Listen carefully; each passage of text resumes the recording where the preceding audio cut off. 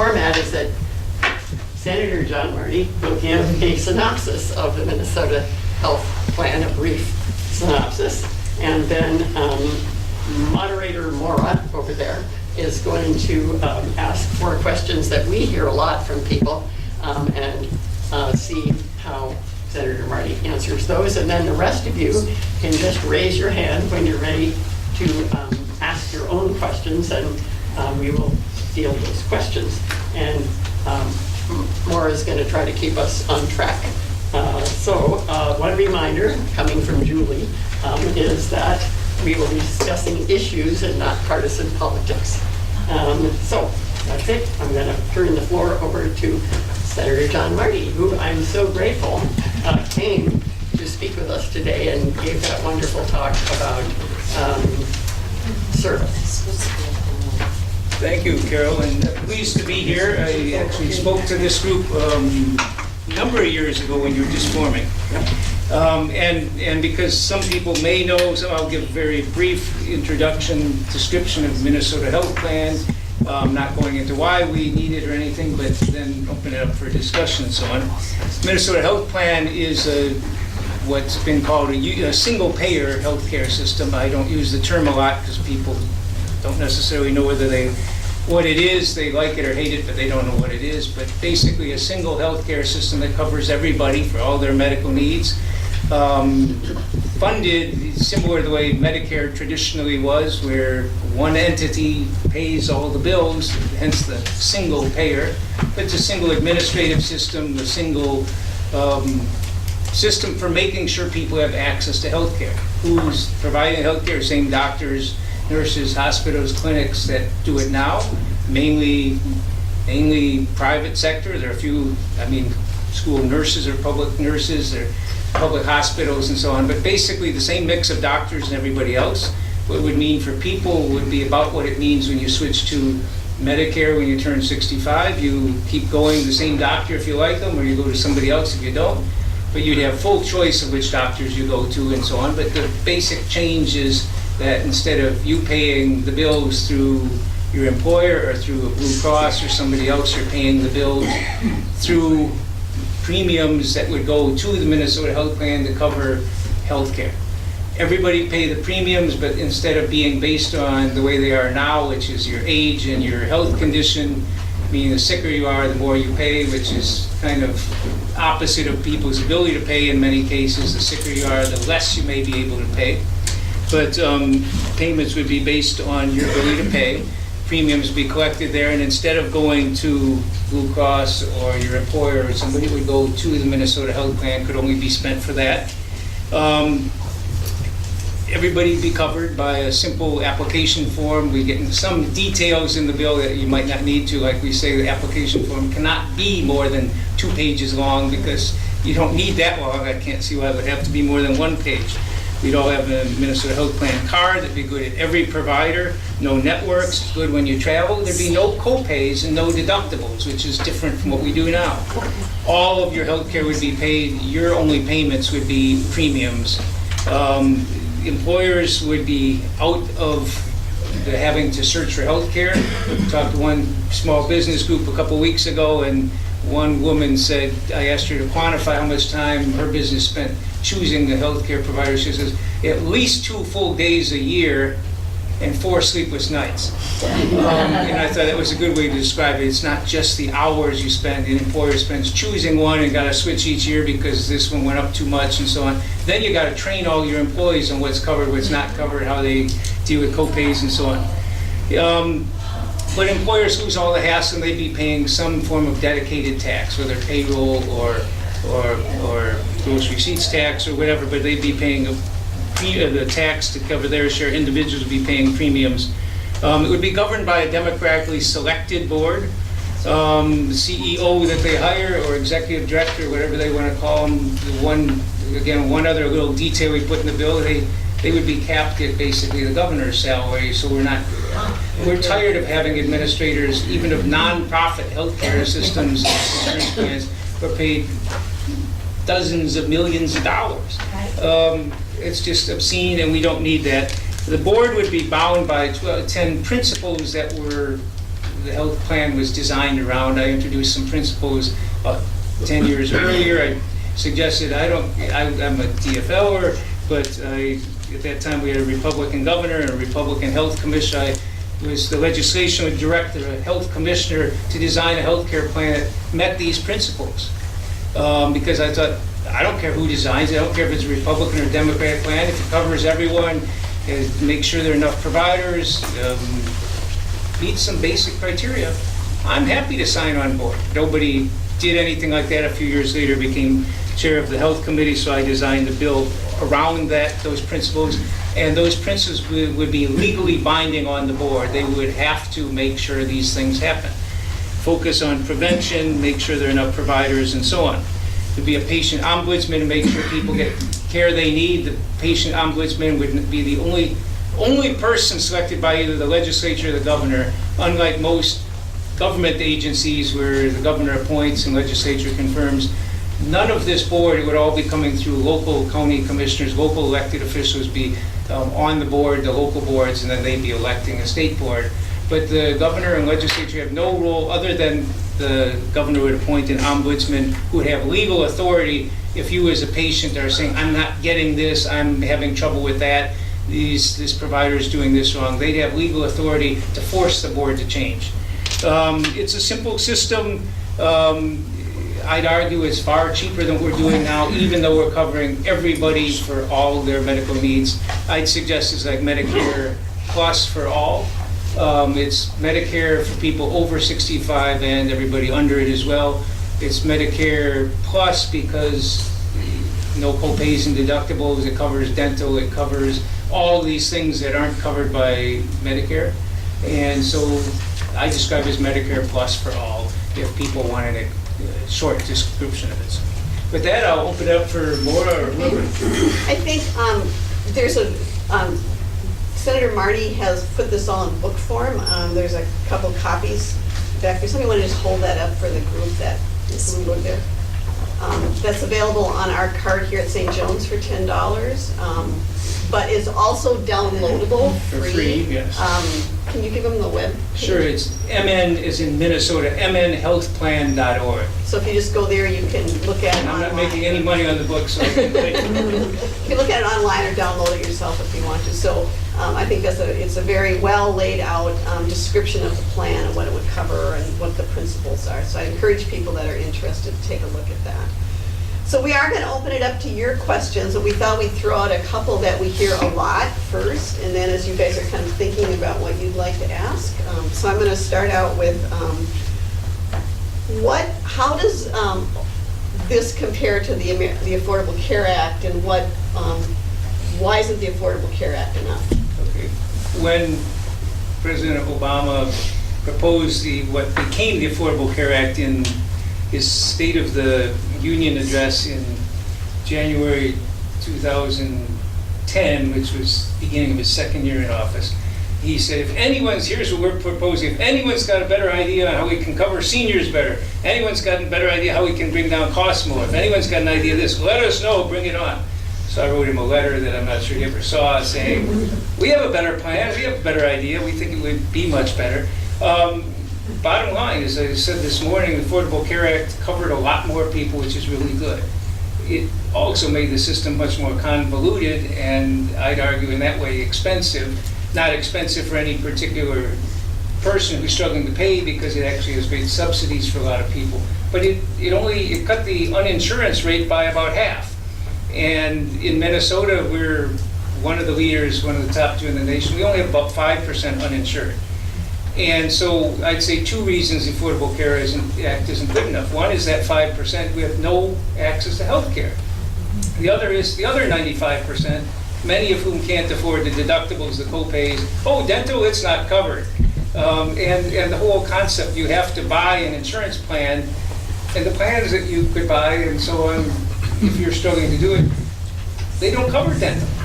And if you have rotten teeth, if that's your only health problem, you're putting money into something that you do need, but you don't know you need it, but you're doing that money that you need to pay for your dental. It seems to me, both for the uninsured and for those who are insured but are struggling to get the care they need, it's not acceptable. And and I don't think we want a pie in the sky type of system. I'm not trying to pretend this is easy or whatever, but it does seem to me when every other industrialized country in the world can provide this, we ought to be able to too. And they spend a lot less than us. So talk a little bit about that. How would you pay for the plan? Sure. Bottom line is healthcare in Minnesota is over $50 billion a year. About half of that's actually paid by government, state and federal government through Medicare, Medicaid, Minnesota Care, public employee health care, again, some public health like school nurses and other public health programs and so on. About half is paid by government, about a quarter, a little more than a quarter is paid by individuals and families, a little less than a quarter is paid for by business. The government side, we'd just be trying to channel all those dollars from those government programs into Minnesota Health Plan. The little more than a quarter that's funded by individuals, right now funded by your premiums and co-pays and deductibles and just out-of-pocket expense for uncovered care. That would all be replaced with these premiums based on ability to pay.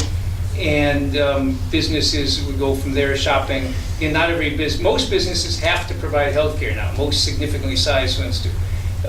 What they offer is pretty awful. I mean, I'm not sure a health care plan that has a $10,000 deductible or something is really much of a health care plan.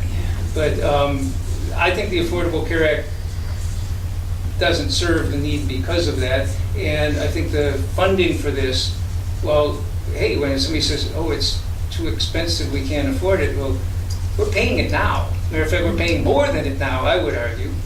And we think it would save money. You see some stories, Vermont couldn't do this because it was too expensive. Well, what they tried was not what I'd call a single payer system. We'd have only covered about 1/3 or so of Vermont residents.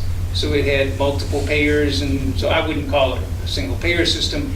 But it was a nice proposal, but they said, it would cost $2 billion more in taxes. And the advocates for Green Mountain Care, their plan, were saying, well, yeah, but it might save $2.25 billion for premiums and other payments people are making. That gets lost in the shuffle. It's $2 billion in tax increases.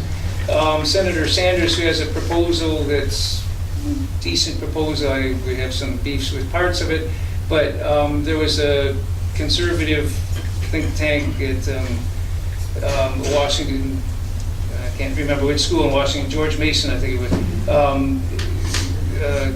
analysis that said it would cost $32 trillion in Wall Street Journal. Everyone in Fox News says trillion with a T, meaning 1,000 billion, 32,000 billion more to fund his plan over the next 10 years.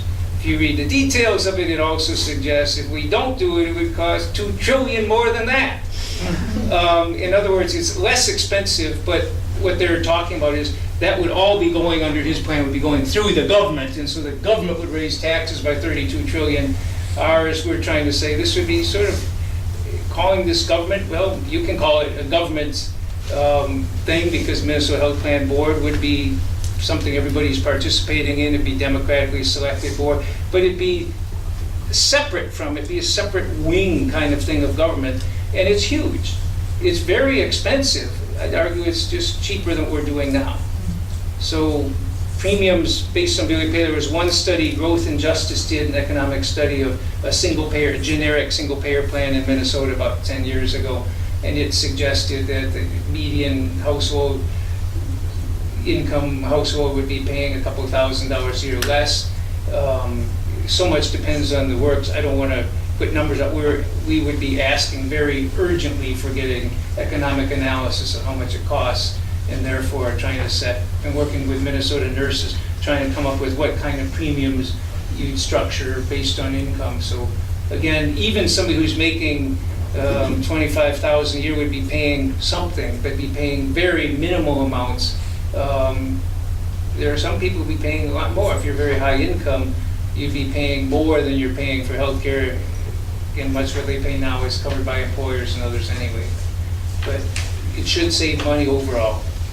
And that's, I can make arguments for that if you want that later. So So I think we're going to open it up for you guys to ask questions. I'm going to encourage you that we've got a short amount of time, so if you could be as succinct as possible with your question, that would be great. And I see we've already got a hand up over here.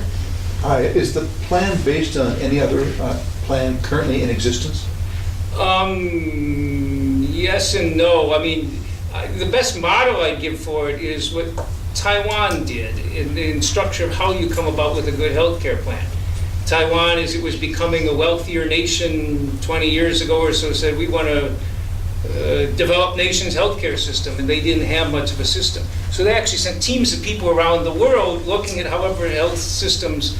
T.R. Reid did a series for PBS Frontline about 10 years ago on how it came about into being. And they actually sent teams around looking at it, so we learned from the mistakes and so on.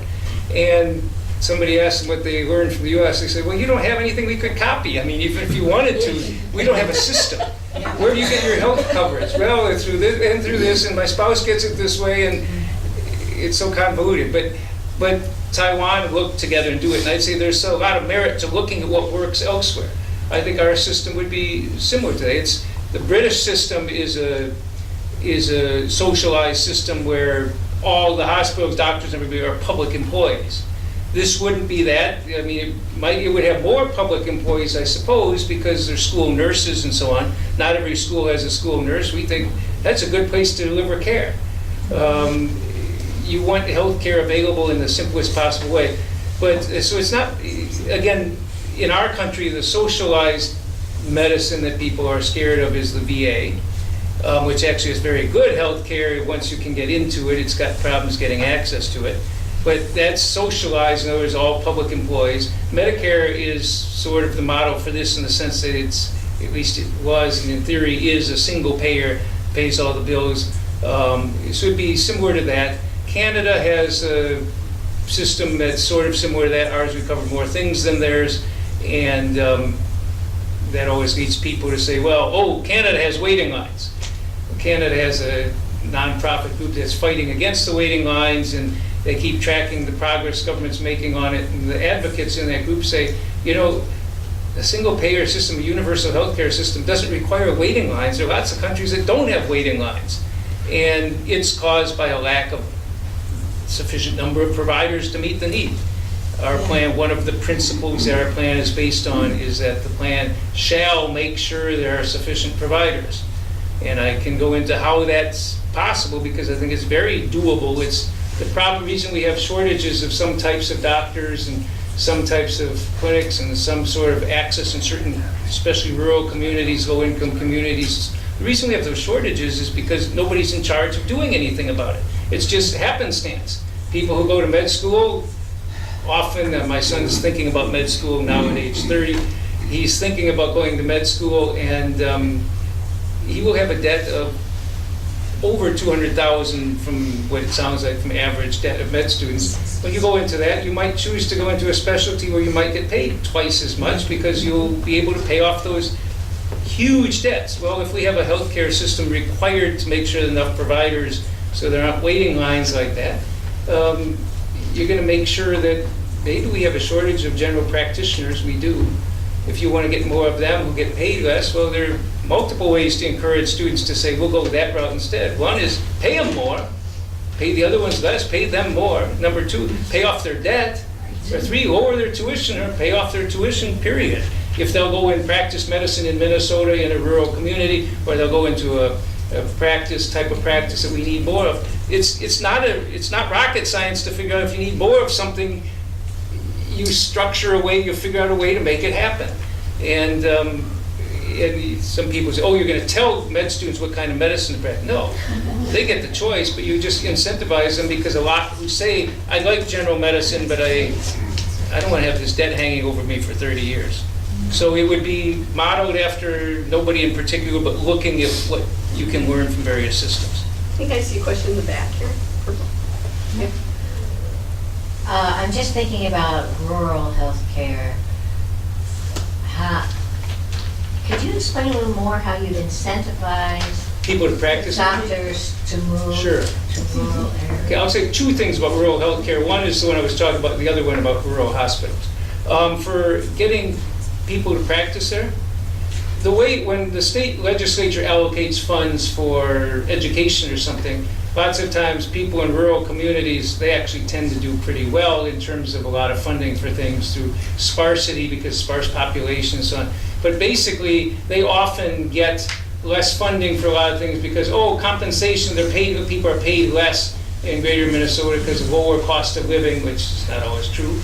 But they're paid less and so on. Well, if I'm going to be a general practitioner, a family medicine doctor, and I practice in the Twin Cities, I might be on call, if I'm on call at all, I might be on call once a month or something. I go into a small town, I might be on call every weekend. And I might get paid less. Well, board can negotiate, since the board is negotiating rates and prices and everything else, they can negotiate. We'd be freeing our system from the way we price now, and they negotiate. And if we need to pay more to get people to practice in Thief River Falls, we're going to have to pay them more. So you might get paid more for going out there. In other words, that's where the market works. If you need more people to practice in these communities, it's not just by paying them, though. You can also do it by, we will forgive your student loans. We will do this if you practice in this community for 10 years. In other words, it's something that other rural medicine probably we're having growing shortages of. Our southern Minnesota, you can see it, Fairmont Hospital was shut down by Mayo system. And Albert Lee Hospital is largely being shut down by Mayo system. Was that done because it's better for the people of Albert Lee or Fairmont? No, it was absolutely not done for their well-being. Are those communities big enough to justify it, that what they had there? I would argue they are. But for Mayo's business model, it was not as profitable. Mayo is a non-profit, but Alliant is a non-profit. All of these big chains are non-profits, and they're very profitable non-profits in some ways. But what we would be doing with the health plan would be saying, these decisions should be made by what the need is for the community, not by somebody's economic interest. And we'd be negotiating, because the health plan would be negotiating, hospitals would be paid on a global budget, a budget for the year. Well, how do you do that? That's really complex. Well, you negotiate a budget with the hospital. If they have a crisis, if they have an epidemic or something, you may have to recalculate during the middle of the year, but otherwise at the end of the year, you calculate where things are and you negotiate a new rate for the next year. How do we do it? Well, schools do that. I mean, local elementary schools, they're given a budget and here's what you do. You got to hire these teachers, you got to do this. And it's not like, okay, well, we're going to, and that's one of my pitches on why this system saves money, and I'll get into that, but I'll take that as a separate question, because otherwise I go too long on the questions. Way in the back, I think you had your hand up before. So what little I see is that as the plans change,